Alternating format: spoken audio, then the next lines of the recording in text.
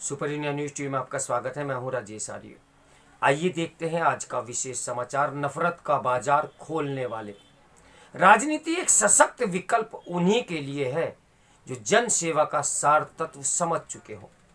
भारत में इस समय न केवल सत्ता से दूर भेजे गए दल और नेता दुखी हैं, बल्कि वे बुद्धिजीवी भी जो पिछले 8 वर्षों से शासन प्रदत्त सुविधा सम्मान से वंचित हैं।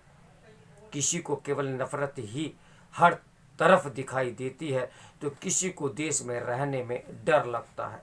इसी तरह किसी को संवैधानिक संस्थाओं की घटना साख की चिंता है तो कितने ही भ्रष्टाचार की जांच पड़ताल करने वाली संस्थाओं की सक्रियता के कारण दुखी पीड़ित है। वे अनजाने ही मनोरंजन के कितने अवसर प्रदान करते रहते हैं। मैंने पहली बार ये ज्ञान पाया कि चूंकि मैं सर्दी में गर्म कपड़े पहनता हूं तो उसका कारण यह है कि मैं सर्दी से डरता हूं। देश में मेरे ऐसे डरने वालों की संख्या का अनुमान लगाइए। जनता अभिव्यक्ति की इस आज़ादी का भी आनंद ले रही है जिसे 75 साल में पहली बार घर मिला। बिजली, गैस का चूल्हा, शौचालय मिला, बैंक का खाता खुला, डीपीटी से बिना पैसे कमीशन कटे आए, पेंशन मिली, किसान सम्मान निधि मिली, स्वास्थ्य लाभ की संभावना मिली। उसका सोच सकारात्मक है और रहेगा भी। उसे सरकार की नीयत पर विश्वास है। इस विश्वास को डिगा पाना उनके द्वारा कैसे संभव हो जो उसे और कुछ नहीं दे सके, केवल दशकों तक सत्ता में रहकर केवल अपने और अपनों तक ही सीमित रहे। सार्वजनिक जीवन में सक्रिय होने के लिए राजनीति का ही मार्ग चुनना एकमात्र विकल्प नहीं है। यद्यपि अनेक जाने माने चेहरे इसी भ्रम में ग्रस्त रहते हैं कि उनका जीवन लक्ष्य केवल चुनाव जीतना और पद प्राप्त करना ही रह जाता है। राजनीति एक सशक्त विकल्प उन्हीं के लिए है जो जन सेवा का सार तत्व समझ चुके हों। पंक्ति के अंतिम छोर पर खड़े व्यक्ति के जीवन की अर्थ अपूर्णा से तारतम्य स्थापित कर चुके हों और जो भीगे हुए यानी भोगे हुए यथार्थ से गुजर चुके हों।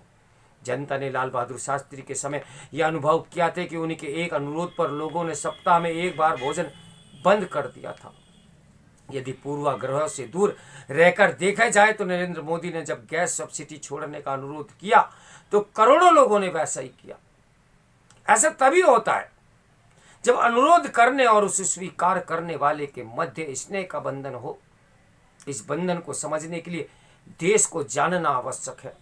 प्यार करने से पहले प्यार को समझना आवश्यक है। प्रेम ने बाड़ी उपजे, प्रेम ने हाट बिकाओ, राजा प्रजा जेही रुचे, शीश देव ले जाए। जो प्रेम करता है उसे नफरत के बाजार में जाने की आवश्यकता नहीं पड़ती। उसे नफरत से तिरस्कृत किए गए लोगों के आत्मा की जलन दिखाई देती है और ये सब कुछ छोड़कर उसे बुझाने में लग जाता है। नफरत का एक बाजार गोधरा में खोला गया था। वह उस विचार की परिणति थी जिसे अपने क्षुद्र राजनीति लाभ के लिए एक समुदाय विशेष को रेवड़ियां बांटकर बहलाया जाता रहा। वह उसी नफरत के बाजार की देन था जिसमें हिंसक तत्वों ने फरवरी 2002 में 50 से ज्यादा कार सेवकों को साबरमती एक्सप्रेस में जिंदा जला दिया था। कार सेवक अयोध्या से आ रहे थे। साबरमती एक्सप्रेस को घेरकर हजारों से अधिक की जो भीड़ एकत्रित हुई थी वह नफरत के बाजार की उपज थी।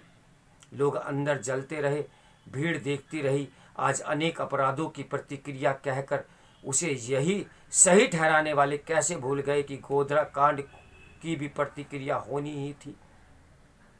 वह हुई और उसके नतीजे में दंगे हुए। इसमें 790 मुस्लिम और 254 हिंदू मारे गए। जो दंगों में मारे गए उनके लिए गुजरात सरकार और केंद्र सरकार अपने सारे संसाधन लगाए, मगर नफरत के सौदागरों ने अपने लिए अभूतपूर्व संभावना देखी। बाद में जो नैरेटिव पूरे जोर शोर से बनाया गया उसमें सबसे बड़ा दोष नरेंद्र मोदी का था और दंगों के दोषी केवल हिंदू थे जो आज मोहब्बत की दुकान की बात करते हैं। वे तब से लेकर अब तक लगातार नफरत ही फैलाते रहे हैं। मौत के सौदागरों से लेकर चौकीदार चोर है तक की यात्रा करने वाले ये समझ नहीं पाए कि लोगों ने अब स्वयं विश्लेषण करना सीख लिया है। लेकिन नरेंद्र मोदी के काम को नहीं, उनकी नीयत को भी परखा है। अब इंडिया हैबिटेट सेंटर से लेकर कोरापुट और बनासकाठा के गांवों तक की चर्चाओं में सम्मिलित लोग नेताओं की नीयत परखने में कोताही नहीं करते। वे आंखें मूंद कर या नारे सुनकर उनके कथन को स्वीकार नहीं करते। जनता जब प्यार करती है दिल खोल कर करती है। 1977 में यही हुआ था। जब जनता ने 2014 में मोदी को चुना, तब तक उनकी राजनीतिक चैतन्यता और अधिक प्रखर हो चुकी थी। 2019 तक देश यह समझ चुका था कि उनका चयन सही था। जो नरेंद्र मोदी के आने से शशांकित थे या किए गए थे, उन्हें भी विश्वास हो गया कि मत, पंथ, जाति या ऐसे ही किसी भेद विभेद के आधार पर कोई पक्षपात नहीं हुआ है। नरेंद्र मोदी ने असीमित नफरत को झेलकर लोगों के दिलों में जो जगह बनाई है, इसे उस अमेरिका ने भी स्वीकार करने में देरी नहीं की, जो कुछ प्रगतिशील और उदारवादी भारतीयों के प्रयासों के कारण उन्हें वीजा नहीं दे रहा था। आज अमेरिका ही क्यों, सारा विश्व भारत को सिर आंखों पर बैठा रहा है। जो इस सत्य से आंखें मूंदे रहेंगे, वे अपने अस्तित्व पर ही आगे भी प्रहार करते रहेंगे। स्वार्थ रहित और जन सेवा प्रेरित विपक्ष देश की आवश्यकता बना रहेगा।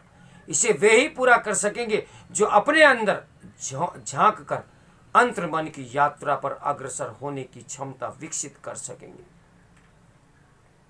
तो मेरे साथ बने रहिए सुपर इंडिया न्यूज़ टीवी की ब्रेकिंग न्यूज के लिए। नमस्कार, मैं हूं राजेश आर्या।